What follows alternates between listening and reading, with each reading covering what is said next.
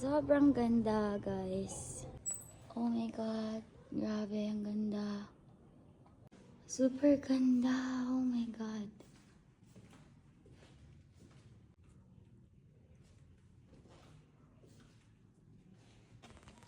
Punong-puno ng puno. Sa pelikula na lang daw nakikita ang mga ganito, sabi ni Sir. Sila ata yung client ko. So, I have to work. Super ganda. Hi! Oh.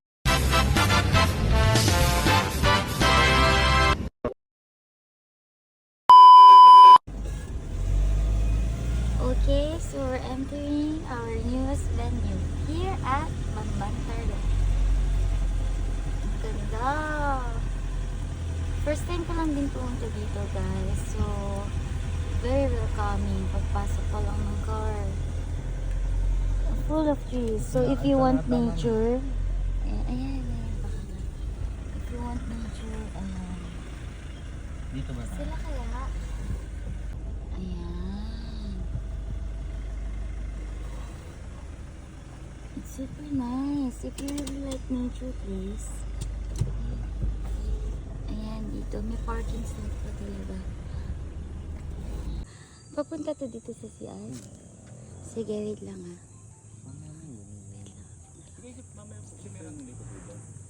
Ang ganda lahat eh. Sabi pala ni Janjan, ma'am, gusto mo daw ng manok na nipit? Ha? Gusto mo daw ng manok na nipit? Buhay pa? Buhay na nipit po. Na manok? Oo, syempre. Sobrang ganda, guys. As in, napawawa ko. Ibang-iba sa pictures. Iba sa personal. Look at this place, this spot. Pag pinaganda yan, nilagyan ng mga flowers. Dito yung cocktail area. Pwede itong cocktail area. Or after party. Super perfect sa family.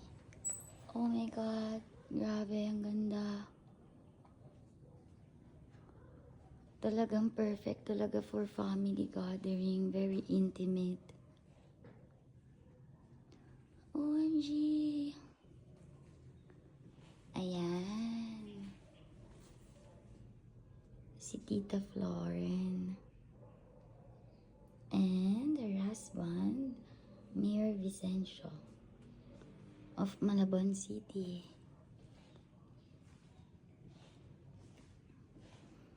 Super ganda. Oh my God.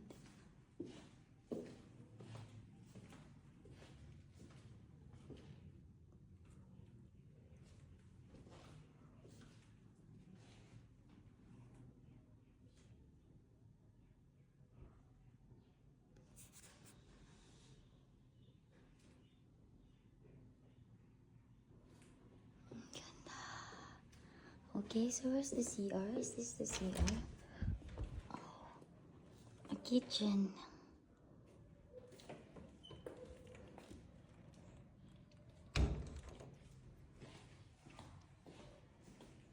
Look at this, diba? When you go out, you have a fountain view. Sa front ng house. Ayun, I found the CR. Super nice. What's this? Oh, another mirror.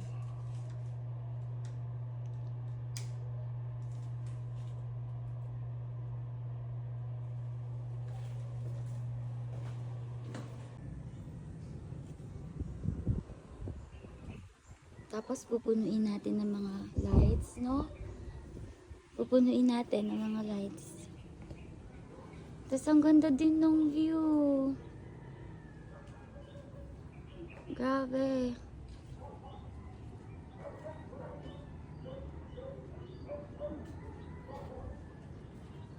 Talagang ang iba naman pala talaga. Kasi 'di ba tinawaran ko. Kumbaga kung magme-make up sila dito. Hindi siya, walang kwarto? Ano lang kusina. Parang pinaka-dining. Oo. So kapag binook yung isa, kasama ba to? Doon Hindi. mayroon silang kusina doon na maliit lang. Sa tatanong ko, ito ata yung isang sinasabi ni Dito Ru. sila nag-make up. Parang ito yung pinaka-bridal suite, ganun. Pero baka pwede pa din naman tong kasama. Pwede rin pag ano. Ang galing na. Oo, depende. Siyempre, kakain-kain din eh. Tingnan ko lang to. Merong natural kitchen. Ang ganda. Ito yung dirty kitchen niya. Tapos meron siyang native kitchen. Ayan o. Ang ganda din. Tapos, ito yung labas. Ayan. Ito lang, di na po na-open. So may daan dito. Paikot siya. Dun sa dulo yung kanina. Pero pa pwede naman yan. Gagawin natin pwede ma-open.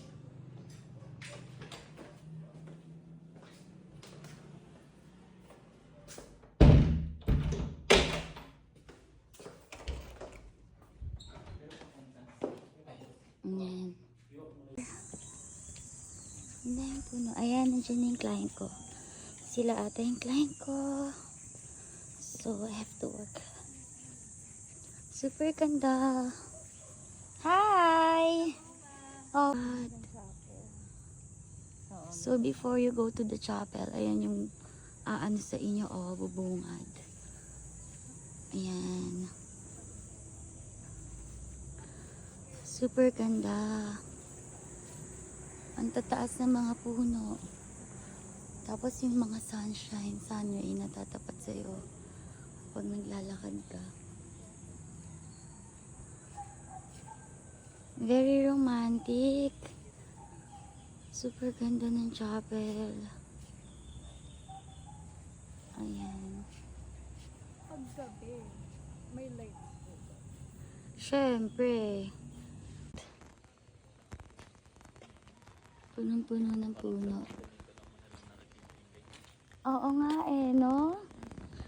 Sa pelikula na lang daw nakikita ang mga ganito, sabi ni Sir. Ganda, vintage 5 siya. Vintage 5. Naman. Yeah.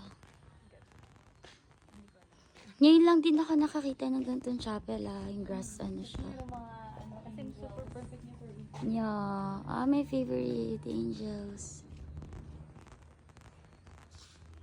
Oo nga. Jing. Ay, sorry ka dyan. Sorry. Ang ganda. Okay lang. Dito sa side. Oo. Ang ganda. Super nice chapel.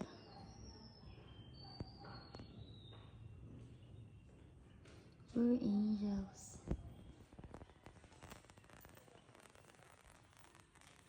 So, pwede natin lagyan dito na entrance arch na maganda. Ayan. Then we can open the door pa din. Then with entrance arch and flower arrangements. Ang ganda. Dito. Ayan, meron pa siyang hallway na ganito. Dito pipili yung mga entourage kapag bago mag-start yung wedding. Yan, ito yung holding area. We can put some refreshments here.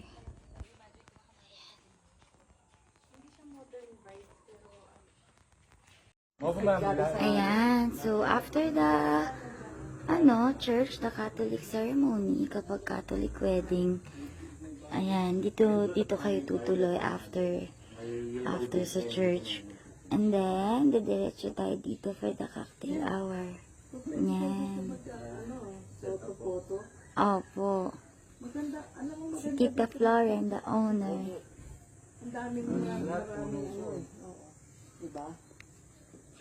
Super ganda, tita. Dito may daan din. Ayan. Si Arden. Opo, para mas mapakita nila tita kung anong itsura. Ayan. Dito na yung cocktail. Ayan. So, dito yung cocktail area. Iba pa to na area kesa sa reception area kanina. Ayan. So, after this, kasi syempre kinasal kayo sa church, dito na kayo lalakad papunta sa reception. So, bago mag-reception, may dadaanan tayong fountain ulit. Ayan. Tapos, dyan na yung reception bago dun sa gazebo. Ayan. Meron pa ditong view deck something. Ayan. Ito nga.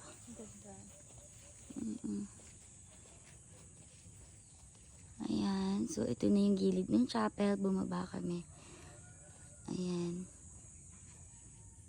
Ayan. Malaki pala. Dito po sila naglagay na maraming lamesa po dyan. 100 daw ang nakasya nila noon. 100. Okay, ito sa amin parang 50 to 60 lang. So, dyan siya bumaba, papunta sa church. Ayan, mga clients ko sila. Ayan.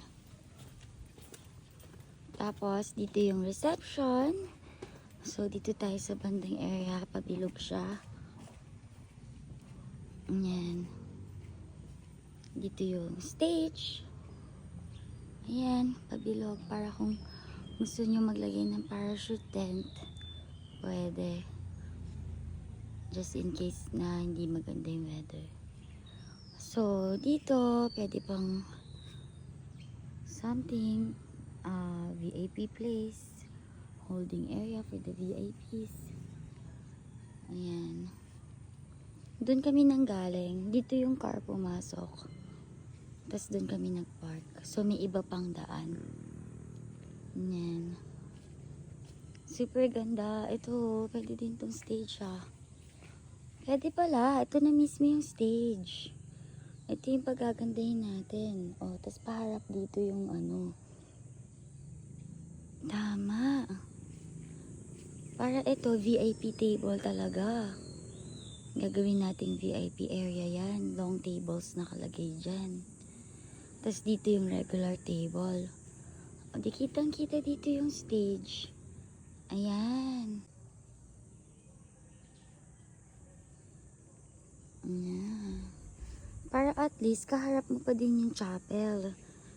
Diba? Ito yung magiging buong stage. Kahit saan ka pa dyan magpicture.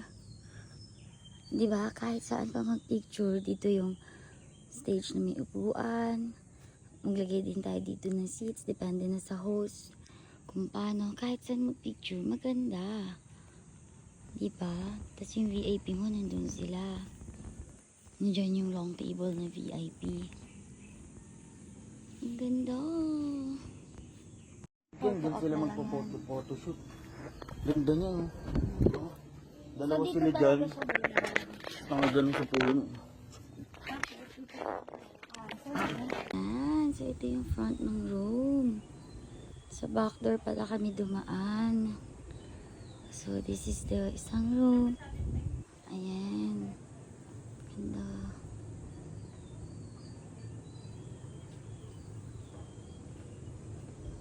Ayan. So ito yung doorway mo to the room. Ayan.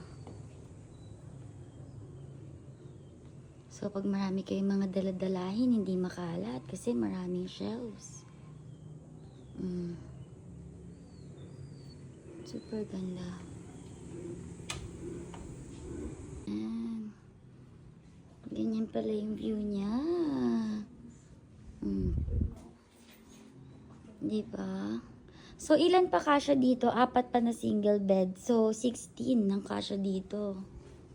Ay, hindi. 8, 9. 12 lang pala. 12. Ayan. So, ito yung front ng room. Sa back door pala kami dumaan. So, this is the isang room. Ayan. Ganda.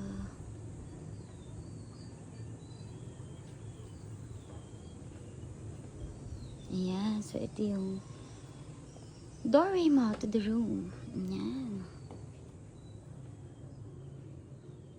So, pag marami kayong mga daladalahin, hindi makalat kasi maraming shelves. Super ganda. Okay, so let's go to the other room. Doon tayo nanggaling kanina. So, ayan. Ito pa yung another. Pag mas konti yung family. Or pag mas matatanda na. Pag may bata yung family dun sa kabila. Dito, ayan. Feeling ko ganun. Pag more on adult. Ayan, di ba? Super cozy. Gusto kong dalhin yung family ko dito. So, meron ding kitchen.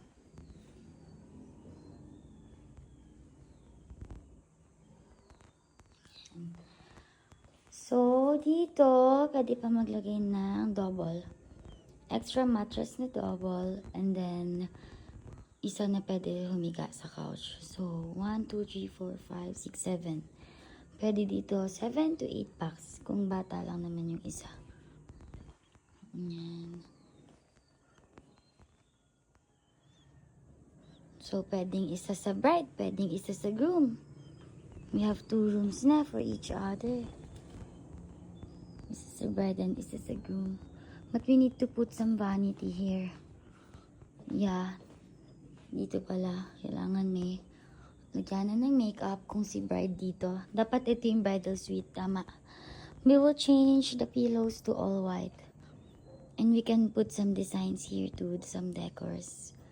Ayan. Para sa bridal boudoir shoot nyo. Ayan. Super nice. Pwede ko din to i-design. Yung mga couch na design. Gagawin natin tong bridal, suite. Ayan. Ayan. So, ito naman yung isa. Para at least pag doon, magkalapit lang. Presa sa baba. Pero ito, mas malaki. So, pwede pa dito extra mattress din. 2 double pa. 1, 2, 2. So, pwede din dito 8 packs. Malaki din.